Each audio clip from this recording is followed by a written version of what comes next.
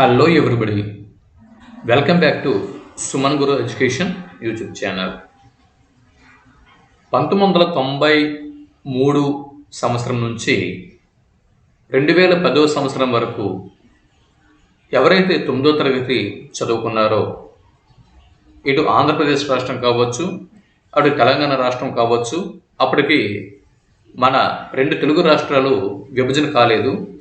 ఉమ్మడి ఆంధ్రప్రదేశ్ రాష్ట్రంలో 9వ తరగతి తెలుగు ఉపవాచకంని పరిశీలన చేస్తే మీకు మళ్ళీ మీ స్కూల్ డేస్ గుర్తొస్తాయి. ఇది చూడగానే మీకు మీ స్కూల్ డేస్ అనేవి గుర్తుకొచ్చుంటాయి అని నేను అనుకుంటున్నాను. అవునా? అప్పటికి నేటి కాలం వలె కార్పొరేట్ స్కూళ్ళు, ప్రైవేట్ స్కూళ్ళు ఇంకా ఎంతగా డెవలప్మెంట్ కాలేదు. ఆ జనరేషన్లోని చదువుకున్నటువంటి విద్యార్థులందరూ కూడా 90% మంది ప్రభుత్వ బడుల్లోనే విద్యను అభ్యసించేవారు. మనకి ఇటువంటి పుస్తకాలు, పాఠ్య పుస్తకాలు ఉచితంగా వచ్చేవి. మనం ఒక తరగతి నుంచి మరో తరగతికి ప్రవేశించినప్పుడు ప్రభుత్వపు బడుల్లో పుస్తకాల పంపిణీ ఉచితంగా జరిగినప్పుడు మనకి పుస్తకాల సెట్ వచ్చినప్పుడు పుస్తకాలని చాలా చక్కగా తదేకంగా చాలా అనుభూతిని అనుభవిస్తూ మనం పుస్తకాలని చూసేవాళ్ళం. అటువంటి వాటిలో తెలుగు వాచకం, తెలుగు ఉపవాచకం అంటే ఆనాటి విద్యార్థులకి ఎంతో ప్రేమ, ఎంతో అభిమానం. మరి అటువంటి పుస్తకాలు నేడు ఎంతోమంది దగ్గర ఉండకపోవచ్చు. కాబట్టి మీకు ఆనాటి తెలుగు ఉపవాచకంని, 9వ తరగతి తెలుగు ఉపవాచకంని పరిచయం చేయాలనే ఉద్దేశంతో ఈ వీడియోని నేను మీ ముందుకి తీసుకువచ్చాను. 9వ తరగతి తెలుగు ఉపవాచకం పేరు, ఆనాటి తెలుగు ఉపవాచకం పేరు జాతి రత్నాలు.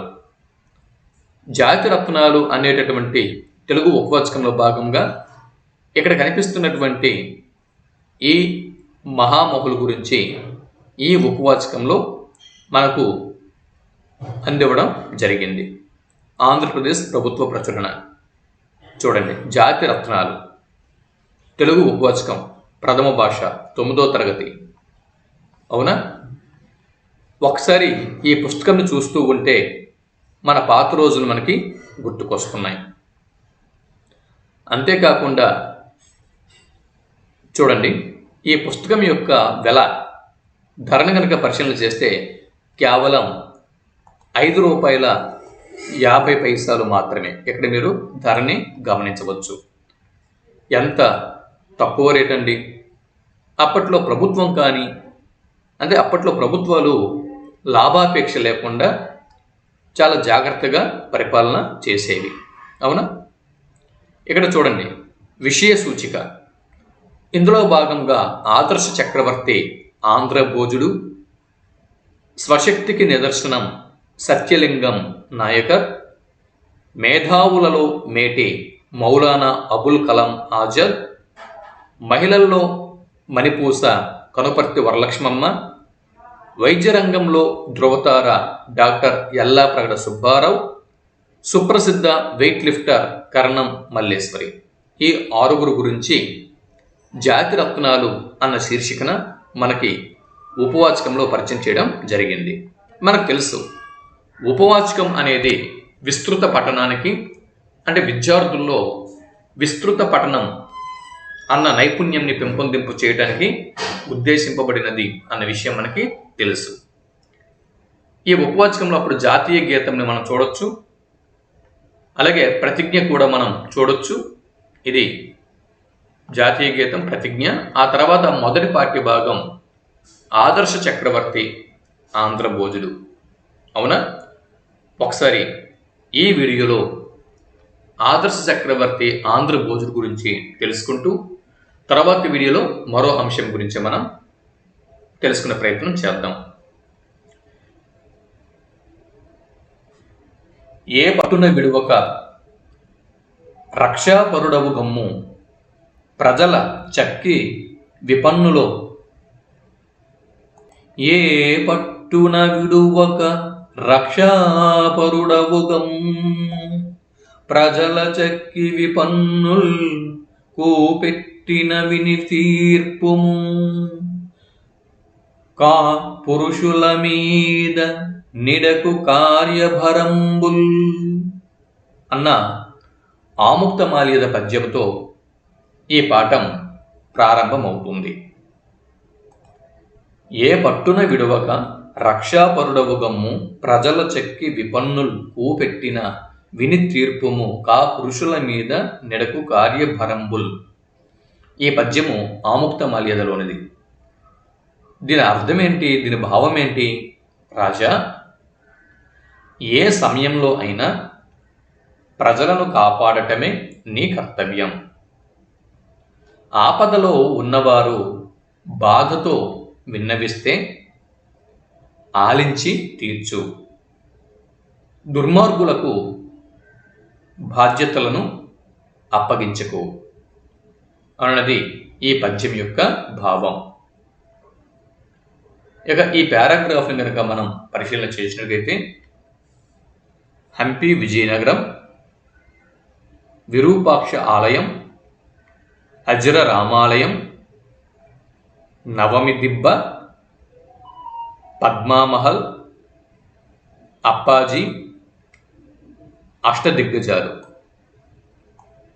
ఈ పేర్లు వినగానే హంపి శిల్పాలతో పాటు ఒక ప్రముఖ చక్రవర్తి గుర్తుకు వస్తాడు.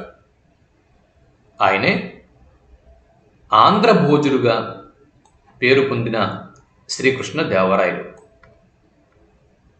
ఈయన కాలం క్రీస్తకం 1487 నుంచి క్రీస్తకం 1530. విజయనగర పాలకుల్లో శ్రీకృష్ణదేవరాయల పేరు సుప్రసిద్ధమైనది. రాయల పరిపాలన కాలం అంటే ఈయన విజయనగర సామ్రాజ్యంని 509వ సంవత్సరం నుంచి, అదే 1509వ సంవత్సరం నుంచి 1530వ సంవత్సరం వరకు పరిపాలన చేశారు. ఆ కాలంలో ప్రపంచంలోని ఎన్నో నగరాల కంటే అందమైనది, సంపన్నమైనది, పెద్దది విజయనగరమే అని పాశ్చాత్య చరిత్రకారులు అన్నారు. ఇది మన మాట కాదు, పాశ్చాత్య చరిత్రకారుల మాట. అలాంటి విజయనగరంని ఆదర్శవంతంగా పరిపాలించి చరిత్రలో నిలిచిన శ్రీకృష్ణదేవరాయల గురించి ఇప్పుడు మనం తెలుసుకుందాం. మొదటగా విజయనగర సామ్రాజ్య స్థాపన గురించి పరిశీలన చేసినట్లయితే ఢిల్లీ సుల్తాను మహమ్మద్ బిన్ తుగ్లక్, ఆయన యొక్క ప్రతినిధిగా హరిహర రాయలు కంపిలి రాజ్యంని పరిపాలిస్తూ ఉండేవాడు. మొదటగా ఏ రాజ్యాన్ని పరిపాలిస్తూ ఉండేవాడండి? కంపిలి రాజ్యంని. ఎవరు? హరిహర రాయలు. ఎవరి ప్రతినిధిగా? ఢిల్లీ సుల్తాన్ మహమ్మద్ బిన్ తుగ్లక్ ప్రతినిధిగా. హరిహర రాయలు శ్రీ విద్యారణ్య స్వామి యతీంద్రుల వారి ప్రేరణతో అతను వైదిక మతంని అవలంబించాడు. సుల్తాన్పై తిరుగుబాటు చేసి స్వతంత్రంని ప్రకటించుకున్నాడు. స్వతంత్ర రాజ్యాన్ని స్థాపించిన తర్వాత హరిహర రాయలు తన రాజధానిని అనెగొంది పట్టణానికి మార్చాడు. ఎక్కడికి మార్చాడండి? అనెగొంది పట్టణంకు. దీనినే అనెగొంది పట్టణంకి మరొక పేరు కుంజన కోన, గుర్తుపెట్టుకోండి. ఏపీపీఎస్సి గ్రూప్ 2కి లేదా ఏపీపీఎస్సి డిఎల్స్, జేఎల్స్ ఇలా ఇటువంటి పోటీ పరీక్షల కోసం ప్రిపేర్ అయ్యే అభ్యర్థులు ఇలాంటి విషయాలు గుర్తుపెట్టుకోవాల్సి ఉంటుంది. అనెగొందికి ఎదురుగా తుంగభద్ర నదీ తీరంలో విద్యానగరము అనే పేరు గల విజయనగరంని నిర్మించాడు. ఈ నిర్మాణంలో హరిహరరాయలకు తోడ్పాటును అందించిన అతని సోదరుడు బుక్కరాయలు. ఇక్కడ మీరు శ్రీమదాంధ్ర రామాయణం తీసుకోండి, లేదా మహాభారతం తీసుకోండి, చరిత్రలో మీరు ఏ గ్రంథాన్ని తీసుకున్నా కూడా కుటుంబ సభ్యులు ఎవరైతే ఉంటారో ఈ కుటుంబ సభ్యుల యొక్క తోడ్పాటు లేనిదే ఏ రాజ్యం కూడా సుభిక్షంగా వర్ధిల్లలేదు. ఇక్కడ కూడా చూడండి, విజయనగరంని నిర్మించడంలో హరిహరరాయలకి అతడి సోదరుడు బుక్కరాయలు సహకారాన్ని అందించాడు. ఇలా మీరు ఏదైనా తీసుకోండి, కుటుంబ సభ్యుల యొక్క తోడ్పాటు లేకపోతే అక్కడ ఎవరు కూడా విజయగాథల్ని నిర్మించుకోలేరు.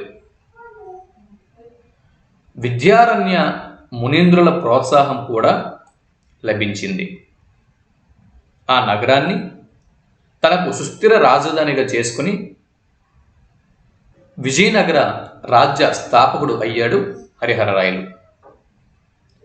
క్రీస్తకం 1336లో విజయనగర సామ్రాజ్య స్థాపన అనేది జరిగింది.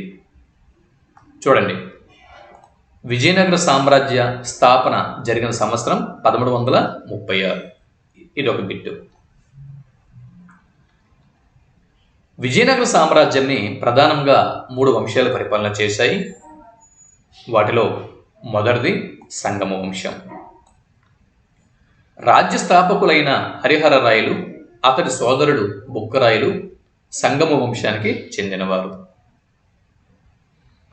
వీరి పరిపాలన కాలంలో అంటే క్రీస్తకం 1336 నుంచి 1406 వరకు ఈ కాలంలో విజయనగర సామ్రాజ్యం దక్షిణ దేశమంతటా వ్యాపించింది.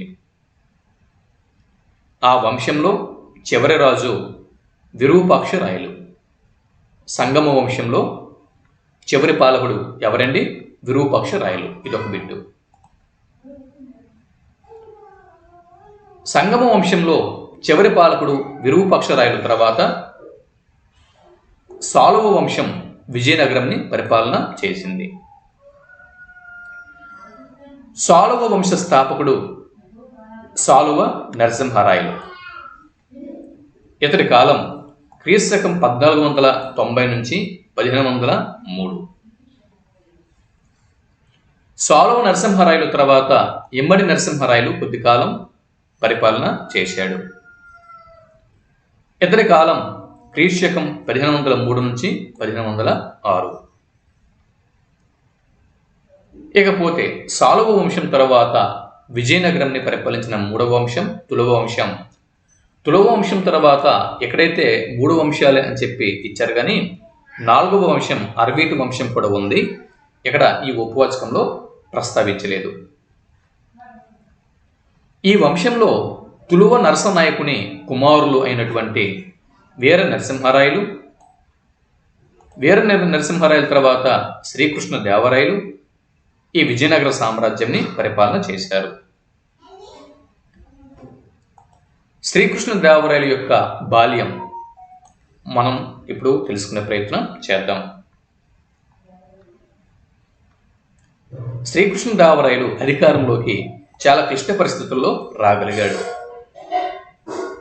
క్రీస్తకం 1506వ సంవత్సరంలో రాయల తండ్రి నరసనాయకుడు మరణించారు.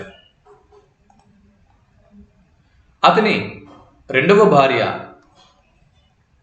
నాగలాంబ కుమారుడే శ్రీకృష్ణ దేవరాయలు. అందువల్ల మొదటి భార్య కొడుకైన వీర నరసింహరాయలు నరసనాయకుని తర్వాత రాజ్యానికి వచ్చాడు. శ్రీకృష్ణ దేవరాయలు చిన్నతనంలోనే అన్నగారి సాహిత్య పోషణను, కళాభిమానాన్ని గమనించాడు. తాను కూడా అలాగే కళా పోషకుడైన చక్రవర్తి కావాలి అని ఆశించాడు. సంగీత, సాహిత్య, శాస్త్ర గ్రంథాలు చదివాడు. అంతేకాకుండా శ్రీకృష్ణ దేవరాయలకు వీణ నేర్పిన కృష్ణయ్య గారు అనే విద్వాంసునికి చిన్నతనంలోనే తన ఒంటి మీద ఉన్న ముత్యాల హారాలను సమర్పించాడు. ఇదొక బిట్టు. శ్రీకృష్ణదేవరాయలకు వీణను నేర్పించిన గురువు ఎవరు అని బిట్టు వస్తే కృష్ణయ్య అన్న విషయం మనం గుర్తుపెట్టుకోవాల్సి ఉంటుంది. రాయలు తొలుత సేన నాయకుడిగా కొంతకాలం చంద్రగిరిలో ఉన్నాడు. ఆ రోజుల్లోనే అతనికి అల్లసాని పెద్దనతో నంది తిమ్మనతో పరిచయం ఏర్పడింది. చంద్రగిరిలో సేన నాయకుడిగా ఉన్నప్పుడే శ్రీకృష్ణదేవరాయలకి అల్లసాని పెద్దనతోనూ నంది తిమ్మనతోనూ పరిచయం ఏర్పడింది. ఇదొక బిట్టు. బాల్యం నుంచి రాయలకు వ్యాయామం చేయడం అలవాటు అయ్యింది. ఉదయాన్నే లేచి వ్యాయామం చేయడం, కుస్తీ పోటీలు నిర్వహించడం, గుర్రపు స్వారీ చేయడం, కత్తిసాము చేయడం, ఇవన్నీ కూడా ప్రాక్టీస్ చేయడం, ఇవన్నీ చేయడం వల్ల చక్కని కండ తిరిగిన దేహ సౌష్ఠవంని పొందాడు. ప్రతిరోజు ఉదయాన్నే కుసుమ నూనె తాగి అదే నూనె ఒళ్ళంతా పట్టించుకొని సాము చేసి సవారీలు చేసి కుస్తీలు పట్టేవాడు. సైనిక విద్యలలో ఆరితేరిన శ్రీకృష్ణదేవరాయలు ముఖ్యంగా గుర్రాన్ని నడపడంలోనూ కత్తి సాములోనూ ఎంతో నేర్పు ప్రదర్శించేవాడు. ఆ రోజుల్లో విజయనగరానికి రాజకీయంగా చాలా సమస్యలు ఉండేవి. మొదటిది, ముమ్మత్తూరు, శ్రీరంగపట్నం ఈ ప్రాంతాలకు చెందిన సామంతులు పక్కలో బల్లెంగా తయారయ్యారు. వాళ్ళలో ఒకరిని వివాహ సంబంధం ద్వారా లొంగ తీసుకుంటే బాగుంటుంది అని శ్రీకృష్ణదేవరాయల యొక్క మంత్రి తిమ్మరసు భావించాడు. అందువల్ల శ్రీరంగపట్టణాన్ని పరిపాలిస్తున్న రామరాయల యొక్క కుమార్తె తిరుమలాదేవితో క్రీస్తకం 1498వ సంవత్సరంలో శ్రీకృష్ణదేవరాయల వివాహం జరిగింది. వారికి క్రీస్తకం 1499లో కుమార్తె పుట్టింది. శ్రీకృష్ణదేవరాయలు మరియు తిరుమలాదేవి ఈ దంపతులకు పుట్టినటువంటి కుమార్తె తిరుమలాంబ. క్రీస్తకం 1509వ సంవత్సరంలో విజయనగర సామ్రాజ్యానికి చక్రవర్తిగా రాయలు బాధ్యతలు స్వీకరించారు. ఇదొక బిట్టు. ఇక శ్రీకృష్ణదేవరాయలు చక్రవర్తిగా రాజ్య బాధ్యతలు చేపట్టిన తర్వాత అతని యొక్క జైత్ర యాత్రల గురించి ఇప్పుడు మనం చూద్దాం. శ్రీకృష్ణదేవరాయలు, కృష్ణ మీన్ శ్రీకృష్ణదేవరాయలు, సారీ కృష్ణానది. కృష్ణానదికి పశ్చిమంలో బహమనీ సుల్తానులు, దక్షిణంలో తమిళం, కర్ణాటకులు, తూర్పున గజపతులు రాజ్యపాలన చేస్తుండేవారు. రాయలు వాళ్ళ ముగ్గురిని జయించి మూరు రాయర గండడు అన్న బిరుదుని పొందారు. శ్రీకృష్ణదేవరాయలకి మూరు రాయర గండడు అన్న బిరుదు ఉంది. ఈ బిరుదు ఎలా వచ్చింది అని బిట్టు మీకు ఎగ్జామ్లలో రావచ్చు. కృష్ణానదికి పశ్చిమంలో బహమనీ సుల్తానులు, దక్షిణంలో తమిళ కర్ణాటకులు, తూర్పున గజపతులు రాజ్యపాలన చేస్తుండేవారు. ఈ విధంగా బహమనీ సుల్తానులు, తమిళ కర్ణాటకులు, గజపతులు వీరిని జయించి మూర రాయర గండడు అనే బిరుదుని శ్రీకృష్ణదేవరాయలు అందుకున్నారు. ఇకపోతే విజయనగర సామంత రాజులు కేంద్రంపై ఎదురు తిరిగారు. అటువంటి పరిస్థితుల్లో శ్రీకృష్ణదేవరాయలు వాళ్ళను అణచి తన పాలనను సుస్థిరం చేసుకోవాలని అనుకున్నాడు. ఈ క్రమంలోనే మొదట శ్రీకృష్ణదేవరాయలు పెనుగొండ కోటను ఆక్రమించాడు. ఆ తర్వాత ఉమ్మత్తూరు పాలకుడైన గంగరాజును ఓడించాడు. ఓడించినవి కాకుండా గంగరాజుకు సంబంధించిన దుర్గాలను రెండింటినీ నేలమట్టం చేశాడు. ఉమ్మత్తూరుపై శ్రీకృష్ణదేవరాయల దండయాత్ర 2 ఏళ్ల పాటు జరిగింది. శివసముద్రం నుంచి పారిపోతూ గంగరాజు కావేరి మడుగులో పడి మరణిస్తాడు. రాయలు ఉమ్మత్తూరుతో పాటు శివసముద్రంని, శ్రీరంగపట్నంని వశం చేసుకుంటాడు. శ్రీరంగపట్నంని రాజధానిగా చేసుకొని సాలువ గోవిందరాజును అక్కడ తన సామంత పాలకుడుగా నియమించాడు శ్రీకృష్ణదేవరాయలు. ఇవన్నీ బిట్సే, కాంపిటేటివ్ ఎగ్జామ్స్కి ప్రిపేర్ అయ్యేవారు చూసుకోండి. విజయనగర సామ్రాజ్యానికి చెందిన తీరాంధ్ర భూమి అనగా ఉదయగిరి మరియు కొండవీలు గజపతుల స్వాధీనంలో ఉండేవి. దానిని రాయలు వశపరుచుకున్నాడు. తీరాంధ్ర భూమిని వశపరుచుకోవాలి అనుకున్నాడు. క్రీశకం 1513వ సంవత్సరంలో శ్రీకృష్ణదేవరాయలు కళింగ దండయాత్రకు బయలుదేరాడు. ఇదొక బిట్టు. ఒరిస్సాలో ఉన్నటువంటి ఉదయగిరిని ముట్టడించాడు. ఉదయగిరి బలిష్టమైనటువంటి గిరిదుర్గం కావటం వల్ల దీనిని ముట్టడించడంలో శ్రీకృష్ణదేవరాయలకి సుమారు 1.5 సంవత్సరాల సమయం పట్టింది. అంటే 18 నెలల సమయం పట్టింది. చివరికి శ్రీకృష్ణదేవరాయలు అక్కడ ఉన్నటువంటి గజపతి మహారాజును ఓడించి కొండవీటి వరకు పారద్రోలాడు. అలా ఉదయగిరి రాయల వశం అయ్యింది.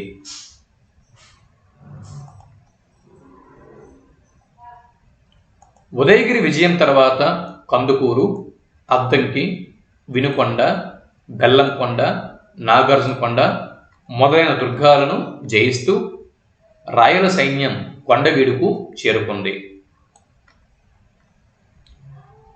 మహామంత్రి తిమ్మరుసు నాయకత్వంలో ముట్టడి ప్రారంభం అయ్యింది.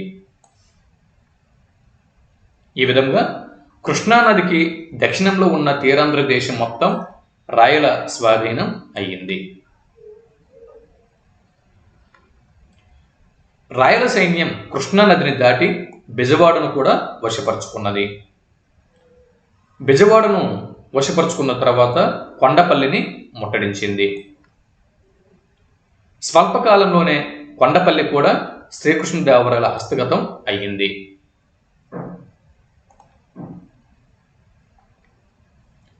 కొండపల్లి విజయం తర్వాత రాయల సైన్యం 2 పాయలుగా చీలిపోయింది. ఒక పాయతో రాయలు తెలంగాణ వైపు నడిచాడు.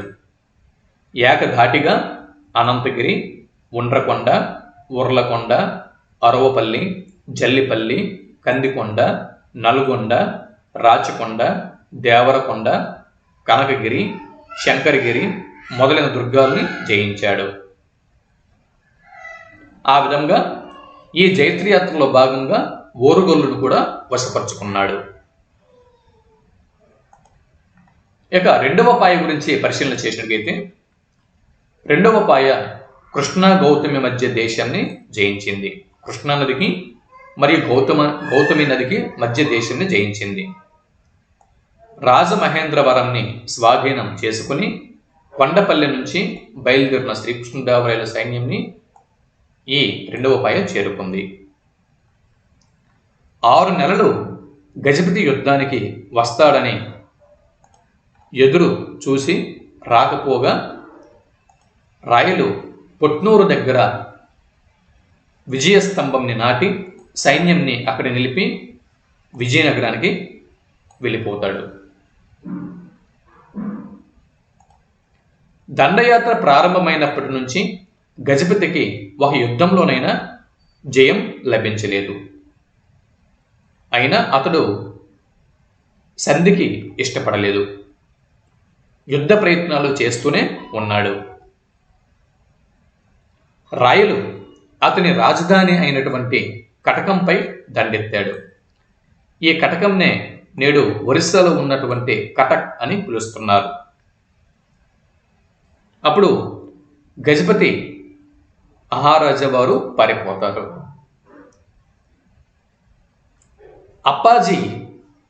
అప్పాజీ అంటే శ్రీకృష్ణదేవరాయల యొక్క మహామంత్రి తిమ్మరుసు. తన చాకచక్యంతో సంధి చేసి కయ్యంని వియ్యంగా మార్చాడు. అక్కడ కటకంని పరిపాలించేటటువంటి గజపతి మహారాజా వారు తనకు విజయం లభించదు అని నిశ్చయించుకొని తన కుమార్తెను రాయలకిచ్చి పెళ్లి చేశాడు. రాయలు కృష్ణానదికి ఉత్తరంలో తాను జయించిన దుర్గాలను, రాష్ట్రాలను మళ్ళీ గజపతి మహారాజు వారికి ఇచ్చివేశాడు.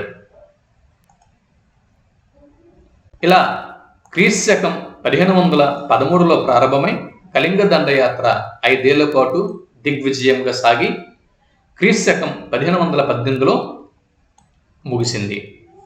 అంటే కళింగ జైత్రి యాత్ర 5 సంవత్సరాల పాటు సాగింది. శ్రీకృష్ణదేవరాయల యొక్క చర్మదశని పరిశీలన చేసినట్లయితే శ్రీకృష్ణదేవరాయల జీవితంలో క్రీస్తకం 1523 నుంచి కృష్ణపక్షం మొదలైంది. కృష్ణపక్షం అంటే ఏంటి చూడండి, మన తిథులని పరిశీలన చేద్దాం. పాడ్యమి నుంచి ప్రారంభమవుతుంది. అంటే చంద్రుడు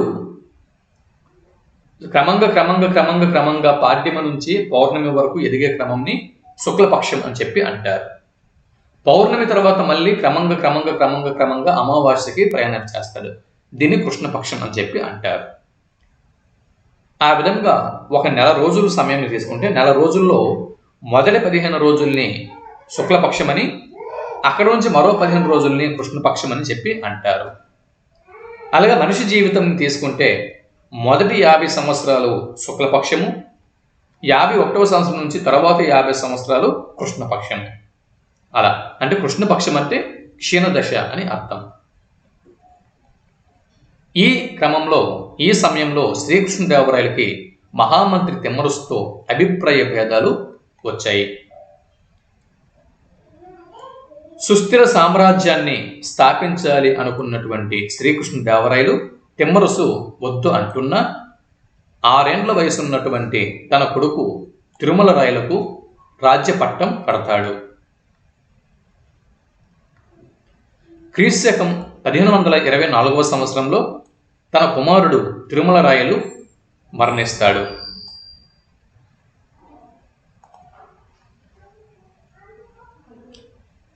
రాజ్య వారసత్వ సమస్య శ్రీకృష్ణదేవరాయలకు కలత పెట్టింది.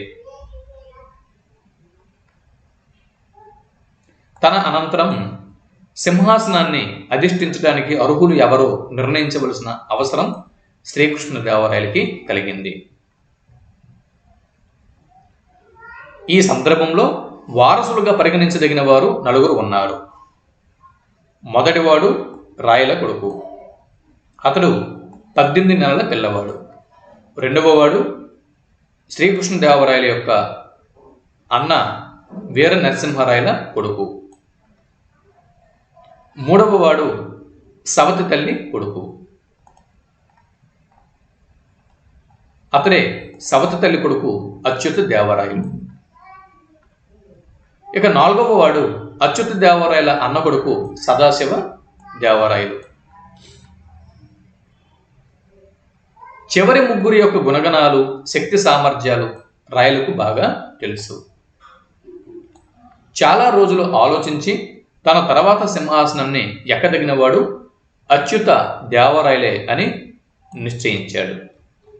ఆ సమయంలో అచ్యుత దేవరాయలు చంద్రగిరిలో ఉన్నాడు. అతనిని విజయనగరానికి రమ్మని రాయలు ఆజ్ఞాపించారు. మీరు చూస్తున్నారు Suman Guru education YouTube channel. Achyuta Devarayalu Vijayanagaram చేరకముందే రాయల ఆరోగ్యం క్షీణించింది. చెల్లప్ప అనేటటువంటి బ్రాహ్మణుని ప్రధానమంత్రి పదవిలో నియమించి అచ్యుత దేవరాయలు రాజధానికి వచ్చేంత వరకు రాజ్యాన్ని పరులవశం కాకుండా కాపాడి అతనికి అప్పగించమని చెప్పి రాయలు లోకాంతరగతుడైనాడు.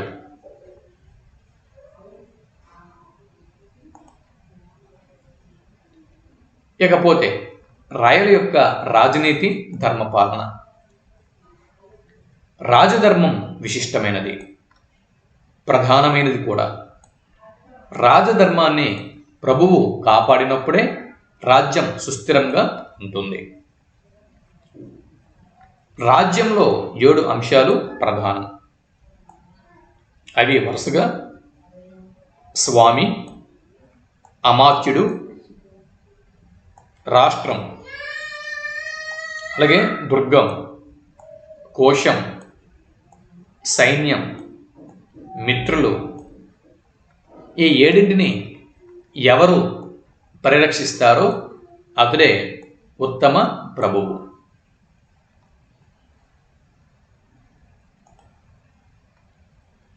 రాయలు ఆముక్తమాల్యద అనే కావ్యంలో రాజు ఎలా రాజ్యపాలన చెయ్యాలో సవిస్తరంగా వివరించాడు. రాయలు ఆముక్తమాల్యద అనే కావ్యంలో రాజు ఎలా రాజ్యపాలన చేయాలో సవిస్తరంగా వివరించాడు. కౌటిల్యుని అర్థశాస్త్రంతో మొదలైన సుప్రసిద్ధ రాజనీతి గ్రంథాల సారమెరిగిన రాయలు యమునాచార్యుని పాత్ర ద్వారా రాజు ఎలా ప్రవర్తించాలో, ఏ విధంగా పరిపాలించాలో, రాజ్యపాలన ప్రయోజనం ఏమిటో అత్యద్భుతంగా వివరించాడు.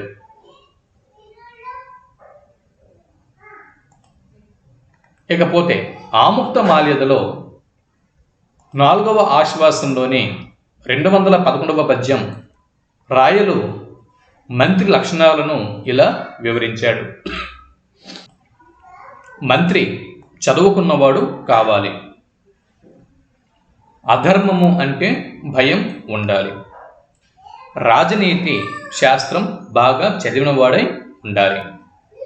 వయస్సు 50 నుంచి 70 సంవత్సరాల మధ్యలో ఉండి రాజు ప్రార్థిస్తే మంత్రిత్వానికి అంగీకరించాలి అని చెప్పాడు.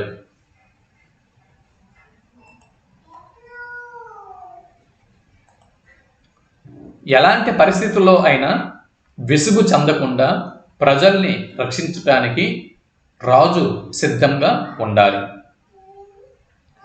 దుర్మార్గుల మీద ఎప్పుడూ కార్యభారం పెట్టకూడదు. ముఖ్యంగా ఆలయాల నిర్వహణ వంటివి సన్మార్గుల చేతిలోనే ఉంచాలి. రాయల కాలంలో జరిగిన ఒక విషయం. ఆ రోజుల్లో దక్షిణ దేశంలోని తిరువాయూరు అన్న ప్రాంతంలో అర్చకులు చాలా దుర్నీతితో ప్రవర్తిస్తున్నారు. భక్తులకు ఇబ్బంది కలిగిస్తున్నారు. తత్వప్రకాశర్ అనే తమిళ కవి ఈ విషయంని వెన్బ అనే ఛందస్సులో రాసి రాయలకు పంపించాడు. రాయలు వెంటనే తన రాజప్రతినిధిని తిరువాయూరుకు పంపి అక్కడ పరిస్థితిని చక్కజేశాడు. రాజు కేవలం నగరాలలో ఉండే ప్రజల రక్షణ మాత్రమే కాకుండా మారుమూల పల్లెలలో, కొండలలో, అడవులలో ఉండే ప్రజల సంరక్షణ భారాన్ని వహించాలి. వాళ్ళ మనసు చాలా సుకుమారమైనది. వాళ్ళు ఎంతగా ప్రేమిస్తారో అంతగానే ద్వేషిస్తారు. అంతేకాదు, నాగరికులను ఎప్పుడూ సంశయంతోనే చూస్తారు. రాజు అటువంటి వారి విధులను పోగొట్టాలి.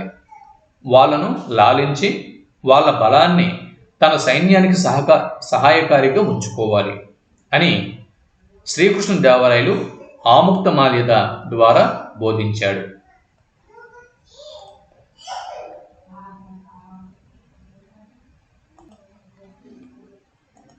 ప్రజలపై పన్నుల భారం పడి వాళ్ళు నలిగిపోకూడదు.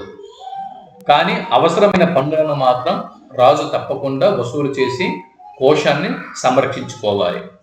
అందుకే కొత్త చెరువు అనే గ్రామంలో ఎక్కువ పన్నులు వేస్తున్నారని తెలిసి రాజు అక్కడికి అధికారుల్ని పంపించి అక్కడ పన్నుల్ని తగ్గించాడు.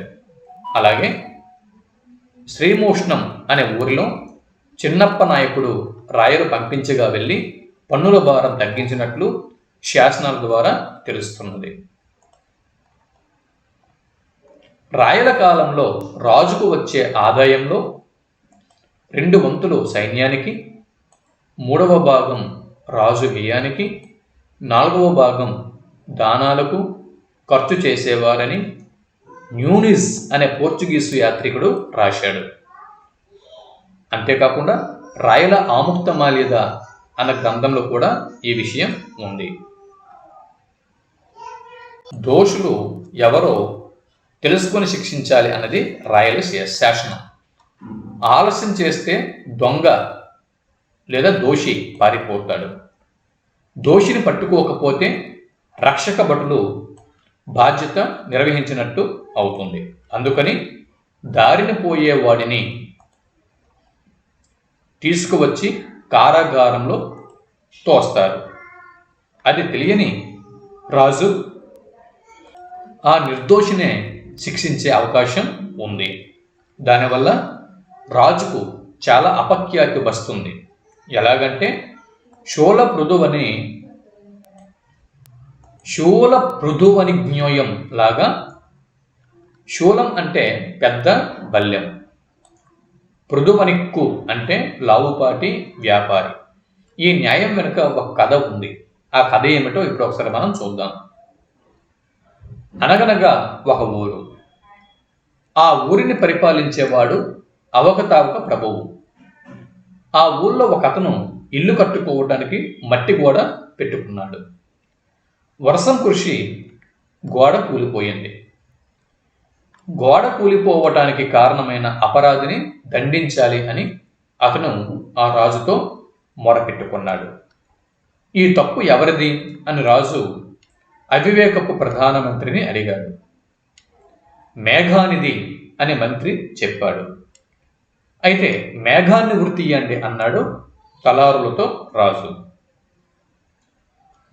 ఆ తలారులు పొగ వల్ల కదా మేగుడు ఏర్పడేది, కాబట్టి పొగదే తప్పు అన్నారు. అయితే పొగను ఉరితీయండి అన్నాడు రాజు. పొగకు కారణం కుమ్మరి అన్నాడు ఒక సభ్యుడు.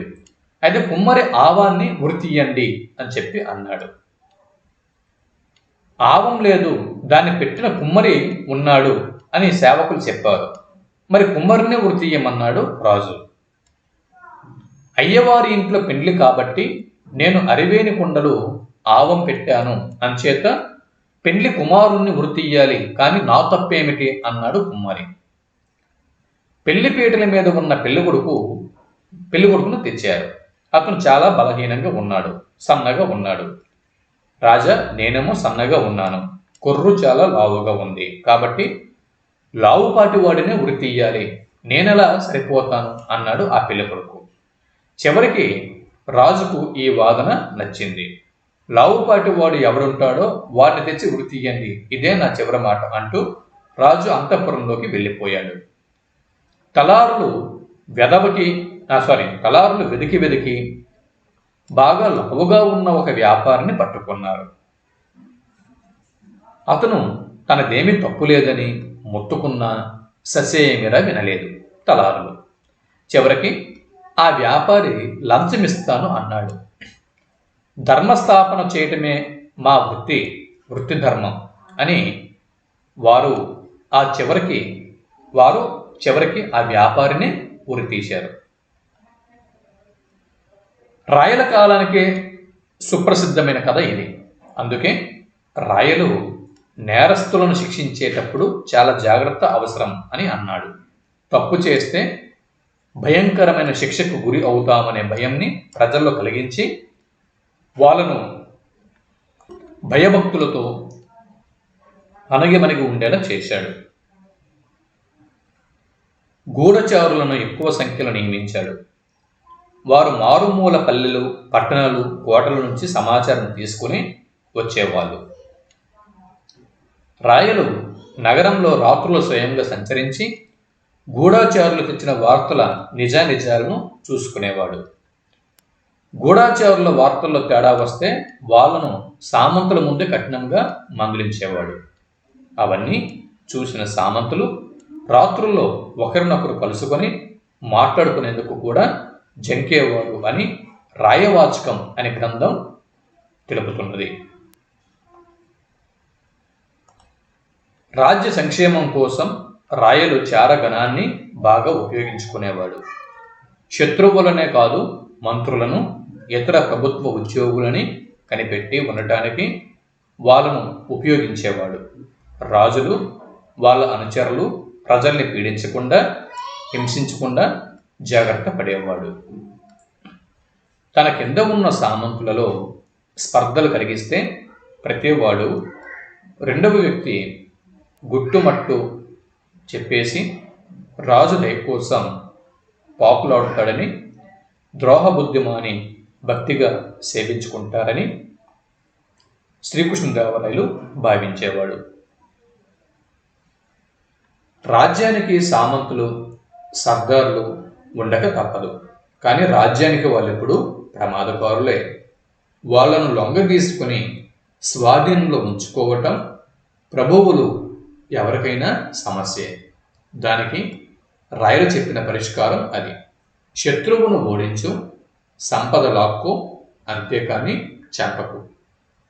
అప్పుడు అతడు అధిక విశ్వాసంతో ఉంటాడు అని అంటాడు రాయలు. పరరాజులతో మెలగవలసిన తీరుతెన్నుల గురించి రాయలు ఎంతగానో ఆలోచించాడు. పరుల దుర్గాలను ఆక్రమించుకుంటూ రాష్ట్రాన్ని విశాలం చేసుకో, విదేశీ రాయబారుల ఎదుట వారి రాజులను నిందించకు, శత్రువుల భార్యలను అక్క చెల్లెలుగా భావించి పుట్టింటి మర్యాదతో వాళ్ళను సంరక్షించు అనేది రాయల సందేశం. రాయచూర్ నవాబుతో యుద్ధం చేసినప్పుడు వాళ్ళ అంతఃపుర స్త్రీలను అలాగే రాయలు గౌరవించాడు. పేద రైతులు కొంప గోడి, పశువులు, పంట అమ్మేసుకుపోకుండా చేయటం ఉద్యోగుల కర్తవ్యం. శ్రీకృష్ణదేవరాయలకు ఉద్యోగుల్ని ఎన్నుకోవటంలో అసాధారణ ప్రజ్ఞ ఉంది. ప్రజల్ని ఆయన 3 తరగతులుగా విభజించాడు. కవులు, పండితులు, వైద్యులు, జ్యోతిష్కులు మొదలైన వారు మిత్రులు. అనువర్తనులు, పన్నులు వసూలు చేసే ఉద్యోగులు వగైరా మిత్రులు, శత్రువులు కూడా. రాజు చేత శిక్షింపబడి ఆస్తి పాస్తుల్ని పోగొట్టుకున్న వారు ఎప్పుడు తమ ఆస్తిని తిరిగి తెచ్చుకునేందుకే చూస్తూ ఉంటారు. వాళ్ళు శాశ్వత శత్రువులు. వానప్రస్థానికి పోతున్న యమునాచార్యుడు అనే రాజు తన కొడుకుకు నీతి బోధ చేయటం పేరుతో రాయలు రాచరికపు స్వరూప స్వభావాలను దాపరికం లేకుండా ఆముక్త మాల్యదలో చెప్పాడు. సంప్రతులు పేరుతో రాయల వద్ద 9 మంది ప్రభుత్వ ఉద్యోగులు ఉండేవారు. మంత్రిమండలి కార్యాలయంలో రాయసం పేరుతో ఉద్యోగులు ఉండేవారు. చక్రవర్తి ఆజ్ఞలు రాతపూర్వకంగా ఉండవు. ఆయన ఎవరికన్నా ఏదన్నా ఇస్తే అది కార్యదర్శి రాసుకుంటాడు. చక్రవర్తి జనానాలో ఉన్నప్పుడు తక్షణం చేయవలసిన పనుల్ని గుర్తు చేయటానికి, మొగసాలలో జనం దర్శనం కోసం కాచుకుని ఉంటే చెప్పటానికి అత్యవసర సేవలోని స్త్రీ పురుష సేవకులు ఉండేవారు. ఖజానాలు 2 ఉండేవి. ఒకటి ఎప్పుడు మూసి ఉంటే మరొకటి నిత్య వ్యవహారంలో ఉండేవి. టంకసాలలో నాణేలు ముద్రించేవారు. సామంతులు, సర్దారులు అక్కడే కప్పాలు చెల్లించేవారు. దేవాలయం ఆస్తులు రాజుల ఆధీనంలోనే ఉండేవి. విజయనగర సామ్రాజ్యానికి సైన్యం ప్రాతిపదిక. సైన్యాధికారులకు కొన్ని భూములు ఇచ్చేవారు. ఆ భూముల మీద యాజమాన్య హక్కు మాత్రం దున్నుకునే రైతుదే. సైన్యాన్ని సామంతులు కూడా సమకూర్చేవారు. వాళ్ళను అమరనాయకం వారు అని అనేవారు. చక్రవర్తి జీతాలు ఇచ్చి పోషించే వాళ్ళను కైజీతగాళ్ళు అని పిలిచేవారు. చక్రవర్తి దగ్గర 50,000 సైన్యం ఉండేది. చక్రవర్తి కింద 200 మంది దాకా సామంతులు, సర్దార్లు ఉండేవారు. వాళ్ళు చక్రవర్తి కోరినప్పుడు రాజధానిలో హాజరు కావాలి. కప్పం సకాలంలో చెల్లించకపోయినా, నిర్దిష్ట సంఖ్యలో సైన్యాన్ని సిద్ధంగా ఉంచకపోయినా కఠినంగా శిక్షించి జాగీర్లు తీసేసుకుంటారు. ఇలా సామంతుల అధికారాన్ని అదుపులో పెట్టడానికి రాయలు గట్టి చర్యలు తీసుకున్నాడు. సామంతులుగాక చక్రవర్తి ఆధీనంలో పాలెగాళ్ళు అనబడే చిన్న చిన్న సైనిక నాయకులు ఉండేవారు. అమర నాయకుల్లాగే వీళ్ళు తమ ప్రాంతాల్లో పన్నులు వసూలు చేసి చెల్లించేవాళ్ళు. తిరుగుబాటుదారులను అణచివేసేందుకు, బందిపోట్లను రూపుమాపేందుకు, నేరస్తులను శిక్షించేందుకు, శాంతి భద్రతలను పరిరక్షించేందుకు రాయలు పాలెగాన్లకు సర్వ అధికారాలు ఇచ్చాడు. ఆ విధి నిర్వహణ కోసం వాళ్ళను శిస్తుకు హక్కుదారులుగా ప్రభుత్వం గుర్తించింది. అంతేగాని వాళ్లకు భూమిపై హక్కు ఉండేది కాదు. రాజు బలహీనుడైనప్పుడు పాలెగాన్లు కలహాలు, దోపిడీలు, తిరుగుబాట్లు, రక్తపాతం సృష్టించేవారు. బందరు నుంచి రోళ్లమడుగుకు వలస వచ్చిన ఎర్రమనాయుడు చేసిన ఆగడం భరించలేక అగ్రహారీకులు ఊరు విడిచి పారిపోయారు. విజయనగరంలో 12,000 మంది తలవరులు ఉండేవారు. రాయల కాలంలో జంగమయ్య తలార్ల అధిపతి. వాళ్ళు ఎలా పనిచేస్తున్నారో చూడటానికి రాయలు మారువేషంలో రాత్రులు సంచరించేవాడు. అలా సంచరిస్తూ ఒక రాత్రి ఒక ఇంట్లో దుర్మార్గం జరగడాన్ని కల్లారా చూశాడు. ఆ విషయం జంగమయ్యకు తెలియకపోవటం వల్ల రాజుకు నివేదించలేదు. రాయలు జంగమయ్యను నిలదీశాడు. సంజాయిషి అడిగాడు. ఆనాటి నుంచి తన క్రింద అధికారులు జాగ్రత్తగా వ్యవహరించేటట్లు రాయలు చర్యలు తీసుకున్నాడు. ఇక వ్యవసాయ అభివృద్ధి. దేశం సుసంపన్నం కావాలి అంటే ప్రజలు వ్యవసాయ వాణిజ్యాలు సక్రమంగా నిర్వహించాలి. రాయలు వ్యవసాయ అభివృద్ధి కోసం తుంగభద్రపై 10 దాకా అడ్డుకట్టలు పోయించి కాలువలు త్రవ్వించాడు. కొర్రగల్లు వద్ద 1521లో తుంగభద్ర పైన ఆనకట్ట కట్టించి బసవన్న కాలువ తవ్వించాడు. నాగలాపురం దగ్గర పోర్చుగీసు ఇంజనీర్ జోడెల్ల ఫాంటి సహాయంతో పెద్ద చెరువును తవ్వించాడు. కొన్ని వేల మంది కార్మికులు పనిచేస్తూ ఉండటం తాను స్వయంగా చూశాను అని డొమింగో పేయస్ పేర్కొన్నాడు. ఇంక వ్యవసాయ అభివృద్ధి కోసం శ్రీకృష్ణదేవరాయలు ఇంకేం చేశాడో చూద్దాం. తుంగభద్రపై రాయలు కట్టించిన ఆనకట్టల నుంచి పారే కాలువలు బసవన్న, రాయబెల్ల, తురత, రామసాగర్, కంపిలి, సిరిగుప్ప, దేశనూరు అన్నవి ఈనాటికి ఆంధ్ర, కర్ణాటక ప్రాంతాలను సస్యశ్యామలం చేస్తున్నాయి. రాయల వారి ప్రేరణతో ఆనాడు తరువాత విజయనగర ప్రభువులు చాలామంది చెరువులు, కాలువలు తవ్వించడం వల్లనే రాయలసీమలో ఈనాటికి చాలా చెరువులకు రాయల చెరువు అని పేర్లు ఏర్పడ్డాయి. విజయనగర రాజులు వ్యవసాయాన్ని అభివృద్ధి పరిచారు. నీటిపారుదల విషయంలో శ్రద్ధ చూపారు. రాయల దండనాయకులలో ముద్ద అనే అతను 10 చిన్న డాములు కట్టించాడు. ఆనకట్టల కోసం ఎన్నుకున్న స్థలాలు ఆనాటి సాంకేతిక పరిజ్ఞానాన్ని కనబరుస్తున్నాయి. కాలువల నిర్మాణంలో అద్భుతమైన నేర్పు కనిపిస్తుంది. రాయలు, అతని సామంతులు ఎన్నెన్నో చెరువులు, కాలువలు, నూతులు తవ్వించారు. నీటిపారుదల సౌకర్యాలు వ్యాపించి దేశం సౌభాగ్యం విస్తరిల్లింది.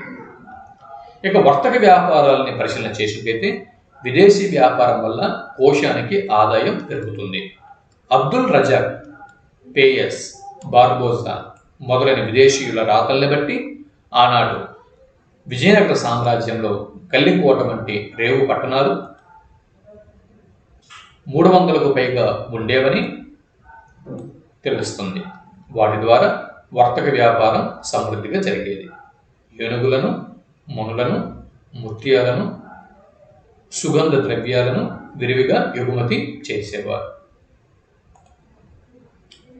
రాజధానిలో వ్యాపారం విస్తృతంగా సాగేది. పర్షియా, అరేబియా నుంచి గుర్రాలు, సింహళం బర్మా నుంచి ఏనుగులు, తూర్పు దీవుల నుంచి సుగంధ ద్రవ్యాలు, ఏడెన్ చైనాల నుంచి వెల్వెట్, షాటిన్ లాంటి బట్టలు దిగుమతి అయ్యేవి. నూలు బట్టలు, అద్దకాలు, నీలిమందు మొదలైన రంగులు, బియ్యం, పంచదార, కొబ్బరి, టేకు, చందనం, మిరియాలు, లవంగాలు, అల్లం, దాల్చిన చెక్క లాంటి సుగంధ ద్రవ్యాలు ప్రధానంగా ఎగుమతి అయ్యేవి. మిగులు వాణిజ్యం కావటం వల్ల వెండి, బంగారాలు దిగుమతులలో ఒక భాగంగా ఉండేవి. ఈ ప్రస్తావన రాయల ఆముక్త మాల్యదలో కనిపిస్తుంది.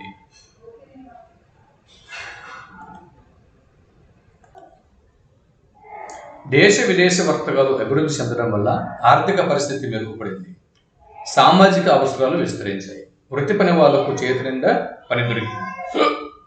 వస్తు మార్పిడి స్థానంలో ద్రవ్య చలామణి పెరిగింది. ఇవన్నీ శ్రీకృష్ణదేవరాయల కాలంలో జరిగాయి. ఇక మతం విషయానికి వస్తే రాయలకు మత దురభిమానం లేదు. అతడు వైష్ణవుడైన ఇతర మతాలని సహించాడు, ఆదరించాడు. అతని దృష్టిలో మతం అన్నది రాజకీయ వ్యవస్థ విచ్ఛిన్నం కాకుండా కాపాడే ఒక ఉపకరణం మాత్రమే. ఇది ఈనాటి పాలకులు దృష్టిలో ఉంచుకోవాల్సి ఉంటుంది. కానీ నేడు ఎన్నో మతపరమైన రాజకీయాలు జరుగుతున్నాయి. కానీ మతం అన్నది రాజకీయ వ్యవస్థ విచ్ఛిన్నం కాకుండా కాపాడే ఒక ఉపకరణం అన్న విషయం పాలకులు గుర్తించాలి. రాయలు వైష్ణవ భక్తుడు అయినప్పటికీ ఇతర మతాలని సహించాడు, ఆదరించాడు. ముస్లింలను తన సైన్యంలోకి తీసుకున్నాడు. వాళ్లకు జాగీర్లను ఇచ్చాడు.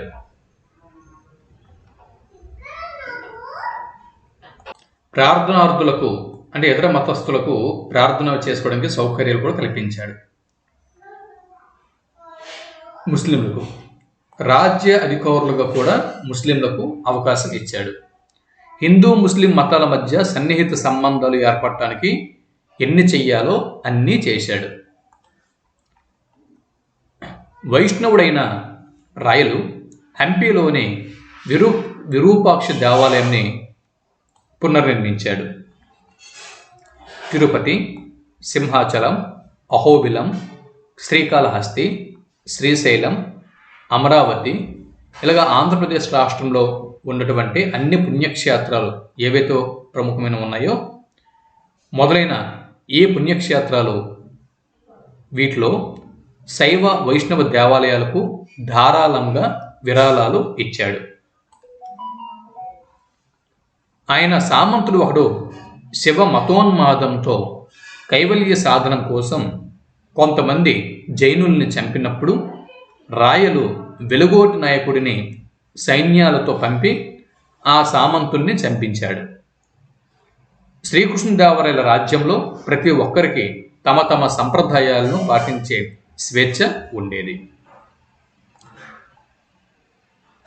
ఇక ఆయన యొక్క దినచర్య పరిశీలన చేసినట్లయితే రాజు దినచర్య ఎలా ఉండాలో కూడా రాయల వారు చెప్పారు. చెప్పడమే కాదు, ఆయన ఖచ్చితంగా అమలుపరిచేవాడు. నిద్ర లేవగానే ఒక జాము సేపు వైద్యులతో ముచ్చరించేవాడు. దీని అర్థం ప్రభువు తన ఆరోగ్యాన్ని జాగ్రత్తగా కాపాడుకోవాలి అని రాయల ఆదేశం. జాము పొద్దెక్కిన తర్వాత మంత్రులతో సామంతులతో సంప్రదింపులు జరిపేవాడు. రాజ్యంలోని ఆదాయ వ్యయాల లెక్కలు చూసేవాడు. తర్వాత శరీరానికి బాగా నూనె పట్టించి సాముగారడీలు, గుర్రపు స్వారీ చేసేవాడు. వ్యాయామం తర్వాత వంట వాళ్ళతో వేటగాళ్ళతో మాట్లాడేవాడు. వేటగాళ్ళు తెచ్చినటువంటి మాంసాన్ని ఎలా వండాలో వంట వాళ్లకు పురమాయించేవాడు. ఏ ఏ మాంసాలు తీసుకురావాలో వేటగాళ్లకు చెప్పి పంపించేవాడు. మధ్యాహ్నం సమయంలో దేవతార్చన, ఆర్యులతో, ధర్మ అధికారులతో గోష్ఠి నిర్వహించేవాడు. భోజనం తర్వాత భుక్తాయాసం తీరటానికి విదూషకునితో సల్లాపాలు ఆడేవాడు. తర్వాత కవులతో, పౌరాణికులతో విద్యా వినోదం సలిపేవాడు. ఆ పిమ్మట గూఢాచారులతో మంతనాలు సాగించేవాడు. సాయం సంధ్యలో పాట కచేరి, నృత్యం మొదలైన వాటితో గడిపేవాడు. రాత్రి నిశ్చితంగా నిద్రించేవాడు. రాజు దానాలు చేయటం ద్వారా పండితులను సంరక్షించాలి. జ్ఞానం సంపాదించడం ద్వారా తనను తాను ఉద్ధరించుకోవాలి. శత్రువుని చంపిన ధర్మంని మాత్రం తప్పకూడదు. అబద్ధం చెప్పిన సత్యవ్రతం చెడకూడదు. ఇలాంటి రాజనీతిని అవలంబిస్తూ రాజ్యపాలన చేస్తే వ్యక్తిగా రాజు ఎంతో ఉన్నతిని సాధిస్తాడు. రాయలు ఈ పద్ధతిని అవలంబించేవాడు. ఇక కావ్యరచన, కళాపోషణ. ఇతడు సమర్థవంతమైన రాజు మాత్రమే కాదు, ప్రతిభావంతుడైన కవి కూడా. తెలుగులోనే కాక ఇతర భాషా సాహిత్యాల్లోనూ ఉత్తమ స్థానాన్ని పొందిన తెలుగు రాజు.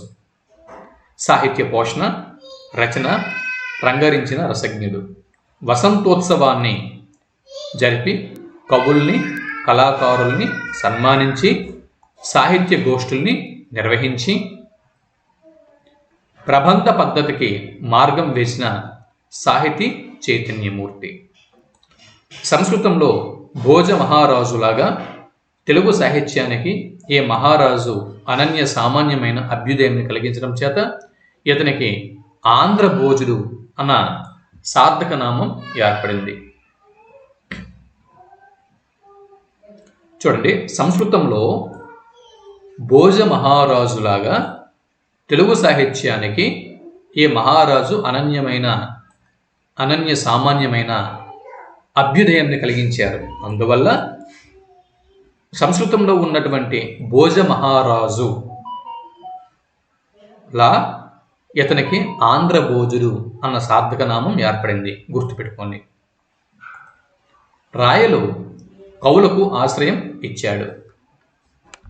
వాళ్లకు గ్రామాల్ని ఇచ్చాడు, బహుమానాల్ని ఇచ్చాడు, వాళ్ళపై ప్రశంసల వర్షం కూడా కురిపించాడు. తాను స్వయంగా సమర్థవంతుడైన కవి కావడం చేత ఆనాటి ప్రసిద్ధ కవులందరితో సమానంగా పరిగణన పొందాడు.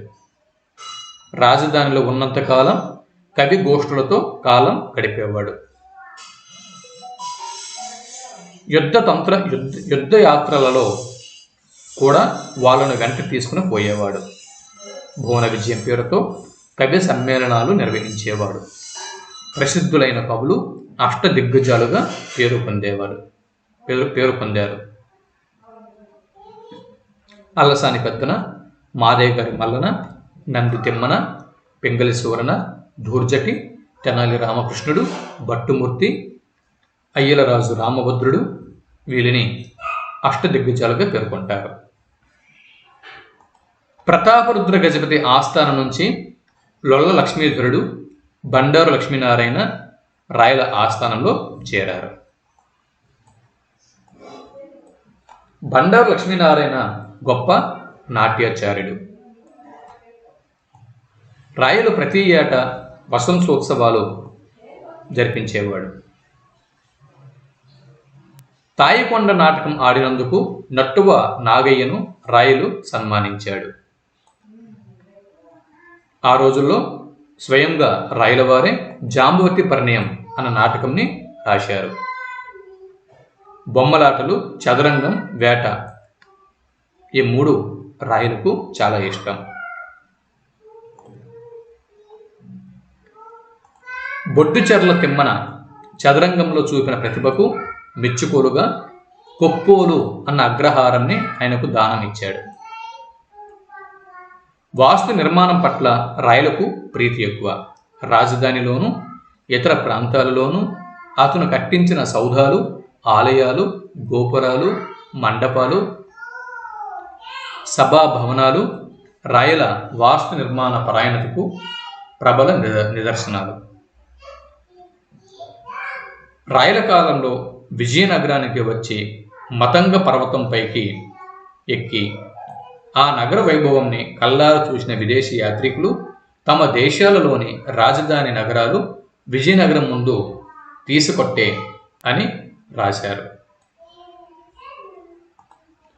రాయలు వేసిన బాటలోనే మధుర, తంజావూరు నాయకరాజులు కళా పోషకులుగా కీర్తి పొందారు. రాయల పరిపాలన ఎలాంటిదో తెలిపే వచన గ్రంథం రాయవాచకం. ఇది క్రీస్తు 17వ శతాబ్దంలో వచ్చింది. ఆ గ్రంథాన్ని చదివితే సామాన్య జనుల్లో కూడా రాయల పాలన ఎంతటి దేశభక్తిని, ఆత్మగౌరవం కలిగించిందో తెలుసుకోవచ్చు. ఒక వ్యక్తి బట్టలు ఉతుకుతూ కొండవీడు మనదేరా, కొండపల్లి మనదేరా, కాదని వాదుకు వస్తే కటకం దాకా మనదేరా అని రాయలు కటకం పైకి బయలుదేరుతూ ఉండగా పాడుకుంటూ ఉన్నాడట. ఒక సాధారణ పౌరునిలో కూడా అంతటి ధైర్యంని, స్థైర్యంని, నమ్మకాన్ని కలిగించగలిగిన రాయల వ్యక్తిత్వం ఉదాత్తమైనది. రాయలు గొప్ప హాస్యప్రియుడు. రాయల జీవితంని ఆధారంగా చేసుకుని పుట్టిన చాటు పద్యాలు, పిట్టకథలు ఆ విషయంని చాటి చెబుతాయి.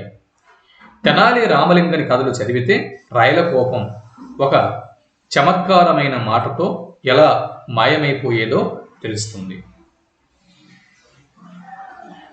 రాయలు రాజనీతి మర్మజ్ఞుడు, పాలన దక్షుడు, ప్రభు మంత్రోత్సాహ శక్తి సంపన్నుడు, సకల కళా విశారదుడు, కవివతంసుడు, కవిజన పోషకుడు, సంగీత ప్రియుడు, భాషా పోషకుడు, ఆంధ్ర భోజుడు, సాహితీ సమరాంగన సార్వభౌముడు. ఆయన ఒక ఆదర్శ చక్రవర్తి. ఇదండి, ఇక్కడతో శ్రీకృష్ణదేవరాయల యొక్క జీవిత చరిత్ర మనం పూర్తి చేసుకున్నాం. అవునా? కాస్త ఇవి విస్తృత పఠనానికి సంబంధించినవి కాబట్టి ఈ ఉపవాచకాలలో ఉన్నటువంటి అంశాలు ఇలా పేజీలు ఉంటాయి. మనం జాతి రత్నాలు అనేటటువంటి ఈ తెలుగు ఉపవాచకం నుంచి శ్రీకృష్ణదేవరాయల గురించి ఈ వీడియోలో మనం తెలుసుకున్నాం. అవునా? దాని తర్వాత శ్రీకృష్ణదేవరాయల తర్వాత స్వశక్తికి నిదర్శనం సత్యలింగం నాయకర్. ఈయన గురించి తదుపరి వీడియోలో తెలుసుకునే ప్రయత్నం చేద్దాం. అంతవరకు సెలవు. నమస్తే.